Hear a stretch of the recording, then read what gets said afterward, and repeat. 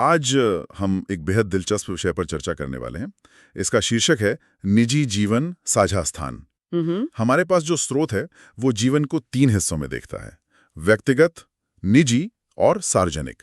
हम अक्सर अपनी निजी जिंदगी के बारे में बात तो करते हैं, लेकिन ये स्रोत इसे एक अलग नजरिए से देखता है। बिल्कुल, और ये नजरिया बहुत जरूरी है क्योंकि स्रोत के मुताबिक हमारी जिंदगी की ज्यादातर उलझनें, जो तनाव होता है, वो इसी निजी जीवन में पैदा होता है। अच्छा।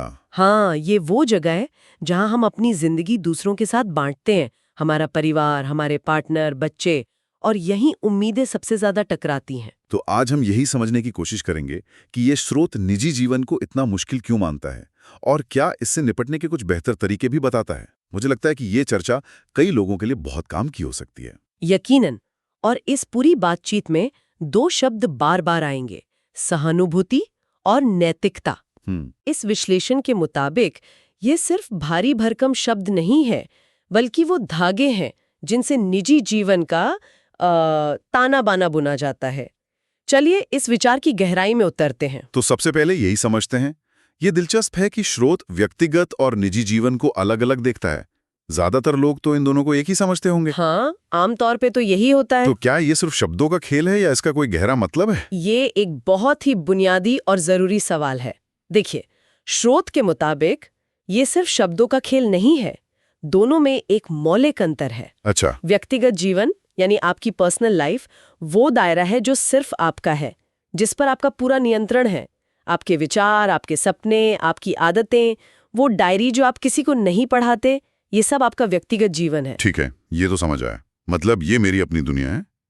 तो फिर निजी जीवन अलग कैसे हुआ? निजी जीवन यानी प्राइवेट लाइफ वो दायरा है जहां आपकी व्यक्तिगत दुनिया किसी और की व्यक्तिगत दुनिया से टकराती है। ये वो साझा जगह है जहां आप अकेले नहीं हैं। आपका परिवार, आपके रिश्ते, ये सब निजी जीवन का हिस्सा हैं। और क्योंकि इसमें दूसरे लोग शामिल हैं, इस पर आपका पूरा नियंत्रण कभी नहीं हो सकता। कभी नहीं। बस यहीं से सारी जटिलताएं शुरू होती हैं। मतलब ये एक तरह का साझा घर है जहां आपको दूसरे लोगों के हिसाब से भी चलना पड़ता है। बिल्कुल। और यहाँ एक और दिलचस्प बात सामने आती है। इस साझा घर में रहने वाले ज्यादातर लोगों को हम चुनते भी नहीं हैं। सही बात है। हमारे माता पिता, हमारे भाई बहन, हमारे बच्चे, ये रिश्ते हमें जन्म से मिलते हैं। यहाँ तक कि जिस जीवन साथी को हम चुनते हैं, समय के साथ वो भी बदल सकता है या सकती है। तो आपको ऐसे लोगों के साथ तालमेल बिठाना है जिन्हें या तो आपने चुना नहीं, या जो अब वैसे नहीं रहे जैसे तब थे जब आपने उन्हें चुना था। ये तो सुनने में ही थोड़ा मुश्किल लग रहा है। क्या स्रोत में कोई ऐसा उदाहरण है जो दिखाता हो कि रोजमर्रा की जिंदगी में ये टकराव कैसा दिखता है? हाँ, इसमें मीरा का एक बहुत अच्छा उदाहरण दिया गया है। मीरा एक कामकाजी माँ है। ठीक है। वो ऑफिस में एक लंबा थका देने वाला दिन बिताकर घर लौटती है। उसकी व्यक्तिगत जरूरत क्या है कि उसे थोड़ा आराम मिले, थोड़ा शांत समय मिले। हाँ, जाहिर है। लेकिन जैसे ही वो घर में कदम रखती है, वो अपने निजी जीवन में दाखिल हो जाती है। उसके बच्चों को उसका ध्यान चाहिए, उनकी पढ़ाई है, उनका खाना है, उसके बुजुर्ग माता पिता है जिन्हें देखभाल की जरूरत है। अब यहाँ मीरा की व्यक्तिगत जरूरत और परिवार की सामूहिक जरूरतें आमने सामने हैं। और वो बीच में फंस जाती हैं। बिल्कुल, वो खुद को इन जिम्मेदारियों के बीच फंसा हुआ महसूस करती हैं। मैं समझ सकता हूँ। ये स्थिति तो बहुत से घरों में होती होगी। तो ऐसी स्थिति में क्या होता है? स्रोत के हिसाब से क्या चीज रिश्तों को बिगड़ने से रोकती है? स्रोत के मुताबिक ऐसी स्थिति में केवल 2 ही चीजें हैं जो गोंद का काम करती हैं, सहानुभूति और नैतिक मूल्य। सहानुभूति और नैतिकता। हाँ, जब आप ये समझने की कोशिश करते हैं कि दूसरा ऐसा क्यों कर रहा है, और जब आप अपनी नैतिक जिम्मेदारी महसूस करते हैं, तभी ये साझा घर बना रह सकता है। ठीक है, तो ये 2 ही परिभाषा। अब उस सवाल पे आते हैं जो मुझे सबसे ज्यादा परेशान कर रहा है। आखिर ये निजी जीवन इतना मुश्किल है ही क्यों? मीरा की कहानी एक झलक देती है, लेकिन क्या इसके पीछे कुछ बड़े कारण हैं? हाँ, ये विश्लेषण 2 मुख्य कारणों पर रोशनी डालता है। पहला तो वही है जिसकी हमने अभी बात की, सीमित विकल्प। सीमित विकल्प। हम अपने रिश्तेदार नहीं चुन सकते। हमें उन्हीं के साथ रहना और तालमेल बिठाना सीखना होता है, चाहे हमारी सोच, हमारी उम्र या हमारी दुनिया कितनी भी अलग क्यों ना हो। ये एक ऐसी सच्चाई है जिसे हम बदल नहीं सकते, और ये अक्सर तनाव का कारण बनती है। ठीक है, सीमित विकल्प एक बड़ा कारण है। क्या यही इकलौती चुनौती है या स्रोत किसी और मुश्किल की तरफ भी इशारा करता है? दूसरा कारण और भी ज्यादा गहरा है, और वो है निरंतर परिवर्तन। परिवर्तन। कोई भी रिश्ता हमेशा एक जैसा नहीं रहता। समय के साथ हम सब बदलते हैं। आज जो आपकी प्राथमिकता है हो सकता है 10 साल बाद ना हो।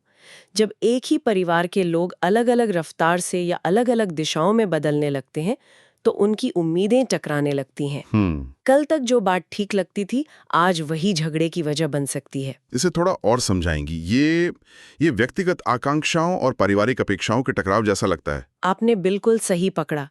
ये असल में व्यक्तिगत सपनों और निजी जिम्मेदारियों के बीच का टकराव ही है। इसे समझाने के लिए स्रोत में एक पिता और बेटे की बहुत सटीक कहानी है। अच्छा। पिता ने सालों की मेहनत से एक कारोबार खड़ा किया है। उनकी अपेक्षा है कि उनका बेटा इस विरासत को आगे बढ़ाए। ये उनकी नज़र में परिवार के प्रति बेटे की जिम्मेदारी है। ठीक है। लेकिन बेटे का सपना एक संगीतकार बनने का है। ये उसकी व्यक्तिगत आकांक्षा है।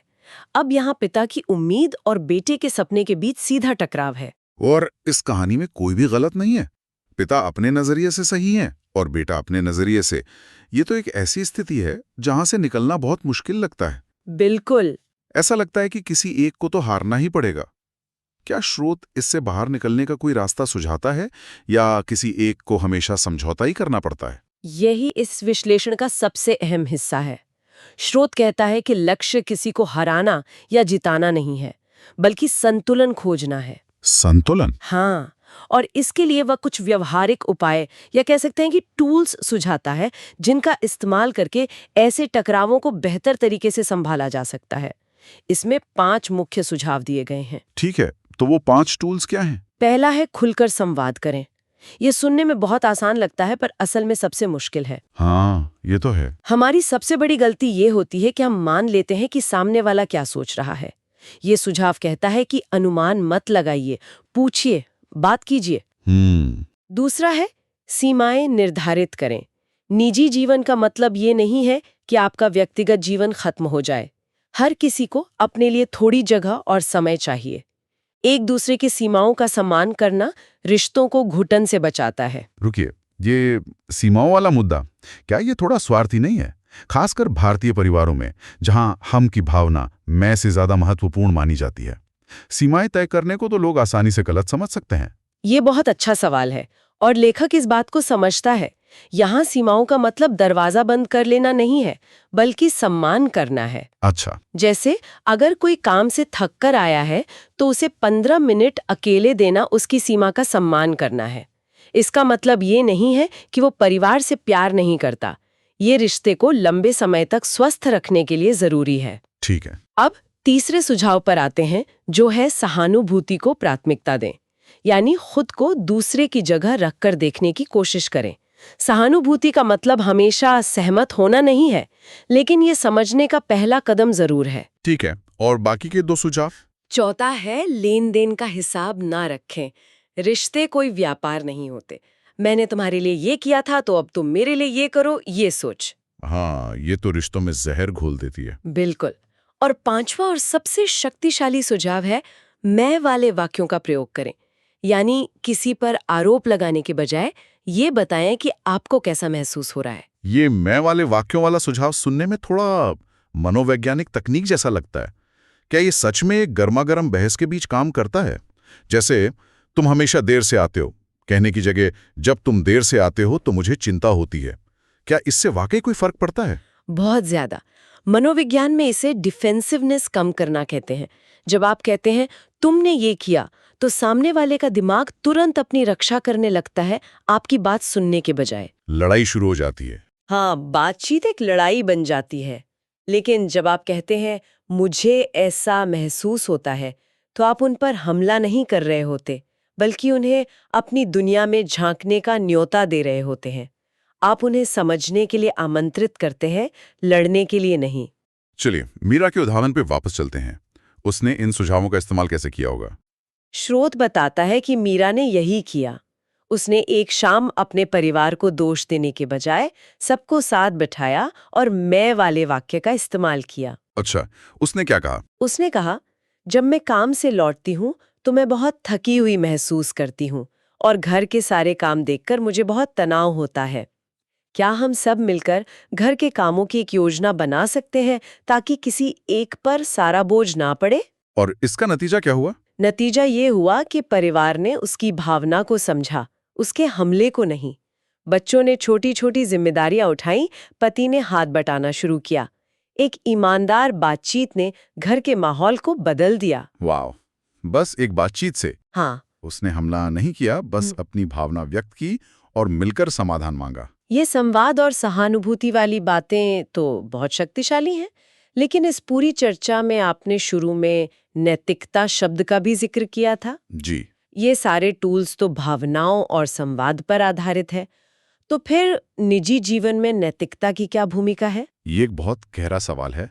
हाँ, ये सारे टूल्स, संवाद, सहानुभूति, ये तब काम करते हैं जब दोनों तरफ के लोग कोशिश करना चाहते हैं। लेकिन नैतिकता वह नींव है जिस पर ये सारी कोशिशें टिकी होती हैं। नींव? इसे ऐसे समझिए, हमारा सार्वजनिक जीवन यानी पब्लिक लाइफ कानूनों से चलता है। अगर आप ट्रैफिक लाइट तोड़ते हैं तो आपको जुर्माना देना होगा, एक नियम है और उसे तोड़ने की सजा है। लेकिन निजी जीवन में तो ऐसा कोई कानून नहीं होता। अगर कोई बेटा अपने बीमार माँ बाप की देखभाल नहीं करता तो पुलिस उसे गिरफ्तार तो नहीं कर सकती। बिल्कुल, यहीं पर नैतिकता काम आती है। निजी जीवन कानून से नहीं बल्कि विश्वास और आपसी जिम्मेदारियों से चलता है। कोई कानूनी सजा नहीं है, लेकिन उसका एक नतीजा जरूर होता है। और वो क्या है? और वो नतीजा ये है कि जब उस बेटे को मदद की जरूरत पड़ेगी तो शायद परिवार उसके साथ खड़ा ना हो। नैतिकता उन अलिखित नियमों का नाम है जो कहते हैं कि हम एक दूसरे के लिए हैं। ये एक तरह का सामाजिक अनुबंध है जो परिवार के सदस्यों के बीच होता है। तो ये भावनात्मक बैंक खाते जैसा है, आप जो जमा करते हैं वही निकाल सकते हैं? एकदम सही उपमा है। स्रोत में एक बेटे का उदाहरण है जो बीमारी में अपने माता पिता की दिन रात सेवा करता है। ये उसकी नैतिक जिम्मेदारी है, कोई कानूनी मजबूरी नहीं। ऐसा करके वो उस भावनात्मक बैंक खाते में विश्वास, सम्मान और प्यार जमा कर रहा है। बाद में जब उसी बेटे पर कोई संकट आता है तो वही माता पिता अपनी पूरी ताकत से उसके साथ खड़े होते हैं। ये नैतिकता का चक्र है जो रिश्तों को मजबूत बनाता है। और अगर आप सिर्फ निकालते रहेंगे और कुछ जमा नहीं करेंगे तो एक दिन वो खाता खाली हो जाएगा। बिल्कुल। ठीक है, तो हमने चुनौतियों को समझा, उनसे निपटने के तरीके देखे और नैतिकता की नींव को भी समझा। एग्जैक्टली। इस सब के बाद इस स्रोत के अनुसार निजी जीवन का अंतिम लक्ष्य क्या है? क्या एक ऐसा आदर्श परिवार बनाना जहां कभी कोई झगड़ा ना हो, सब हमेशा खुश रहें? नहीं, और यही इस विश्लेषण की सबसे राहत देने वाली बात है। लक्ष्य पूर्णता यानी परफेक्शन नहीं बल्कि संतुष्टि है, फुलफिलमेंट है। अच्छा। स्रोत ये मानता है कि टकराव और मतभेद तो होंगे ही। ये असंभव है कि दो या दो से ज्यादा लोग एक साथ रहें और हमेशा हर बात पर सहमत हों। ऐसा सोचना ही अवास्तविक है। तो अगर टकराव होना तय है तो फिर लक्ष्य क्या हुआ? संतुष्टि का क्या मतलब है यहाँ? यहाँ संतुष्टि का मतलब ये जानने में है कि आपके रिश्ते इन टकरावों को झेल सकते हैं। असली लक्ष्य ये है कि सहानुभूति और नैतिक मूल्यों का इस्तेमाल करके उन टकरावों से बिना किसी कड़वाहट के निपटा जाए। मतलब झगड़ा न होना लक्ष्य नहीं है, मजबूत है कि वो इसे झेल जाएगा और आप फिर से एक साथ आ जाएंगे। तो आज की इस पूरी बातचीत का सार यह है कि निजी जीवन एक साझा यात्रा है। हम इसमें सब कुछ नियंत्रित नहीं कर सकते और शायद हमें करना भी नहीं चाहिए। सही बात है। लेकिन हम अपने नजरिए को, अपनी प्रतिक्रिया को नियंत्रित कर सकते हैं। हम हर स्थिति में संवाद, सहानुभूति और अपनी नैतिक जिम्मेदारियों को चुन सकते हैं। और स्रोत के अनुसार यही एक मुश्किल लेकिन संतोषजनक निजी जीवन का रास्ता है। बिल्कुल। ये स्रोत एक ऐसे निजी जीवन की तस्वीर पेश करता है जो नियमों से नहीं बल्कि समझदारी और आपसी देखभाल से चलता है।